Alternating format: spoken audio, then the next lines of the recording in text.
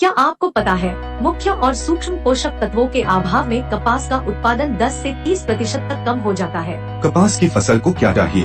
अधिक उपज प्राप्त करने के लिए कपास की फसल को सही मात्रा में नाइट्रोजन, फास्फोरस और पोटाश के साथ साथ सूक्ष्म पोषक तत्वों की भी आवश्यकता होती है।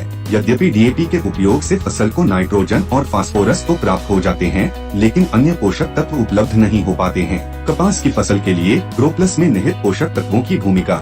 फास्फोरस 16%। फास्फोरस कपास के पौधों की प्रारंभिक स्थापना, ऊर्जा स्थानांतरण, जड़ों और पौधों की वृद्धि, तने की मजबूती और रोग प्रतिरोधकता बढ़ाने और गुणवत्ता युक्त उत्पादन में मदद करता है। कैल्शियम 19%। कैल्शियम कपास के पौधों में कोशिका विस्तारण, मजबूती, विन्यास, स्थिरता, पत्तियों में पर्णरंध्रों की प्रक्रिया और वातावरणीय तनाव के प्रति सहनशीलता के लिए आवश्यक है। यह मृदा को उदासीन बनाता है। सल्फर 11%। सल्फर कपास के पौधों में प्रोटीन, हरित लवकों, नाइट्रेट से एमिनो एसिड के गठन, फसल की रोग कीट प्रतिरोधक क्षमता, बिनौले का वजन और रुई की गुणवत्ता के लिए महत्वपूर्ण है। जिंक 0.5%। जिंक कपास की फसल में नई कोशिकाओं में प्रोटीन संश्लेषण, हार्मोन्स उत्पादन, विकास, विनिमयन, पुष्पन और कोशिका झिल्ली की अखंडता के लिए जरूरी है। जिंक कई महत्वपूर्ण एंजाइमों और हरित लवकों के संश्लेषण के लिए जरूरी है। बोरान 0.2%। बोरान पराग कणों की उर्वरकता, फूल, झेंडू के विकास, कोशिका झिल्ली की संरचनात्मक अखंडता और अग्र प्ररोह के लिए जरूरी है। बोरान झेंडू में कार्बोहाइड्रेट चयापचय, परिवहन और भंडारण तथा कैल्शियम के उपयोग में मदद करता है।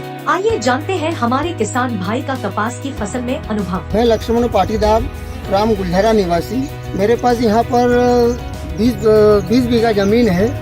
20 बीघा में से 15 बीघा जमीन का मैंने कपास लगाया है। 15 बीघा जमीन में से 1.5 बीघा जमीन को मैंने ये ग्रोप्लस खाद जो इसमें डाला है उसका रिजल्ट बिल्कुल अलग है। और बाकी जो जमीन में जो मेरा खाद डीएपी, सुपर, यूरिया जो भी डाला है उसमें डाला है, लेकिन जो ये इसमें जो ग्रोप्लस डाला है उसका रिजल्ट बिल्कुल सबसे अलग है।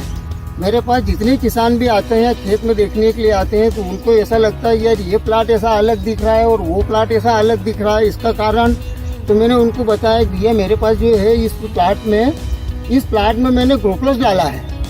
एक एकड़ का 3 बैग डाला है। एक बैग उसमें यूरिया का और एक पोटास मिला के। उसके बाद में अभी तक उसको सेकंड डोज देने की कोई मेरे को ऐसी लगी नहीं कि उसमें सेकंड डोज देना पड़ेगा। वो एक फर्स्ट डोज में ही उसका इतना उसको टॉनिक मिल गया कि अभी तक उसको देने में कोई ऐसा नहीं लगता कि उसको दें। अभी उसका रिजल्ट मैं आपको यहाँ पर दिखाता हूँ कि उसके रिजल्ट में ये है कि उसमें जो गेंडू के साइज जो है वो गेंडू का साइज से बड़ा है। उसके बाद इसमें जो सीरीज बाय सीरीज जो अभी पुड़ियाँ और फूल लगे हैं उसमें भी अभी तक शेडिंग वाला कुछ दिख नहीं रहा कि इसमें शेडिंग हुए हैं, बारिश होने के बावजूद भी, और उसमें कुछ शेडिंग हुए हैं। इसका मेन कारण यही है कि इसमें ग्रोप्लस में 5 तत्व डले हैं। इसी के कारण से मेरे को ये रिजल्ट मिल रहा है। कपास की फसल के लिए पोषण प्रबंधन और उर्वरकों का आयोजन।